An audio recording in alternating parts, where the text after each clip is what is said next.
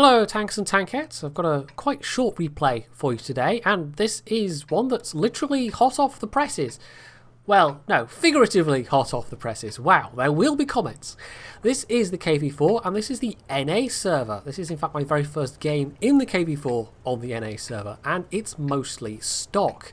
However, I did basically get enough free XP, both by just saving up and also by conversion, to immediately unlock the long 107mm gun, which is going to make the rest of the grind that much quicker. Everything else though, completely stock. However, the KV-4 is nice in that it is one of those rare tanks where you can mount the top gun on the stock turret. And the stock turret's not even that bad. It's got the same frontal armor value as the top turret, 180mm, but it's not nearly as tough. And the biggest reason why it's not nearly as tough is that little mini turret on top, which only has 130mm of armor.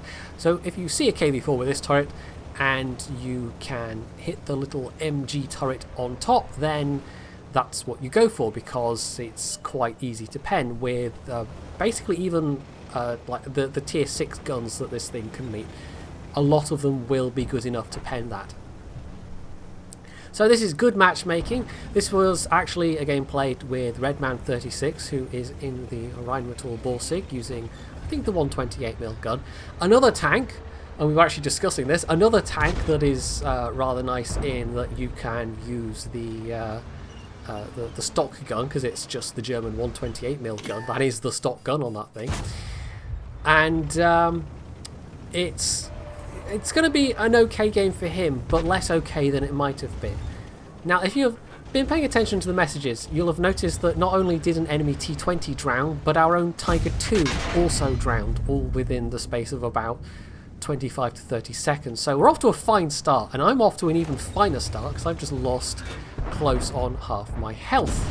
I peeked out expecting that my armour could take a little bit more punishment than that, but no, you really do have to be careful. I mean, even the best armoured tanks in this game, the armour is deceptive almost sometimes, because, well, 180mm of armour is good, it's really good, it's pretty thick, but that T34 has an average of, what is it, 234mm of penetration?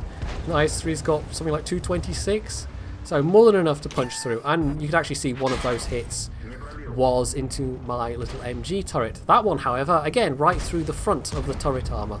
So because it wasn't, I wasn't angling the turret at all, it just went right through. And this is not really working out for me, because I'm playing peekaboo with a T34, who can be relatively hull down. And although I do have a lot of allies nearby, they've all dropped down to deal with those enemy tanks. So this is a bit dicey, actually. This is not looking so good.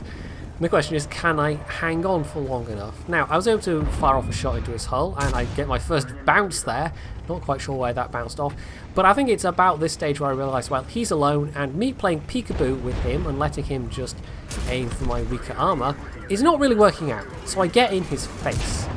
And me getting in his face means that I get an opportunity to hit that little kind of triangle of armour just above his gun mantlet. That's actually a weak point on both the T34 and the T29. Anyway, our arty marks that guy, indicates that he wants to fire, so I backed off as quick as I could, and the M44 got the kill. Not every artillery player will do that. Sometimes they just take the shot, and they don't tell you they're going to take the shot. That guy, I mean, I don't know, if I hadn't backed off, maybe he wouldn't have fired, maybe he would have fired anyway. I really hope he would have been sensible enough not to just fire anyway. But anyway, yeah, I took the hint, I backed off, and the arty got the kill. Now, I tried to ram face first into the T34. I don't think I actually got any ramming damage out of that. But on the IS-3, however, I did, because I was able to go down that little slope there. But one of the reasons why the KV-4 is considered much inferior to the KV-5 in terms of ramming is just the top speed. You can't get up the top speed fast enough, even though they've got, I think, roughly the same power to weight ratio. They've got the same 1200 horsepower engine, or at least, you know, you do if you've got an elated KV-4.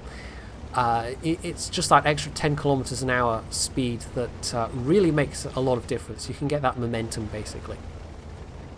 So anyway, it looked a little bit dicey, but no, I came through, I lived, I've survived a hit from artillery, I've done a bit of damage, I got to ram an IS-3, so all in all, not a bad first game so far. It's not quite done for me yet, but it almost is.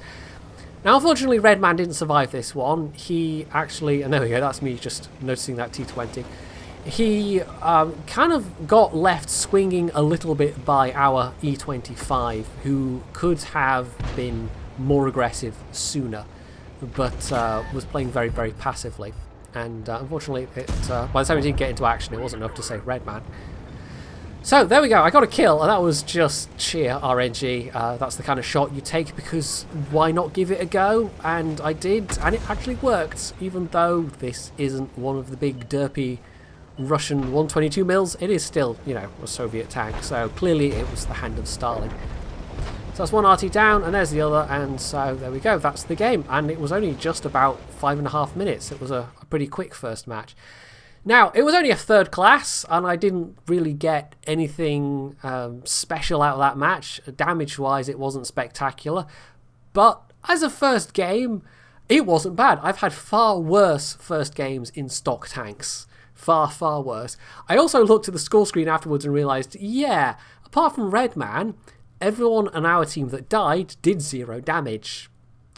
So, yeah. But, I mean, it wasn't terrible, though. Just shy of 2,000 damage, and Redman did a bit over 2,000 damage. So, it was pretty good matchmaking. It was an okay match, and I feel like I made the right decision at the right moment to just get in that T-34's face, because even with the thickest armour, sometimes the best way to survive those kind of encounters is to be aggressive, to get in people's faces and to try and throw off their shot, basically, to deny them the chance to sit and go for your weaker areas if they're obviously displaying weak spot knowledge, or else they've just got a good enough gun to punch through your armour regardless. So there are some tanks where that kind of tactic works really well, and the KV-5 especially is one of them.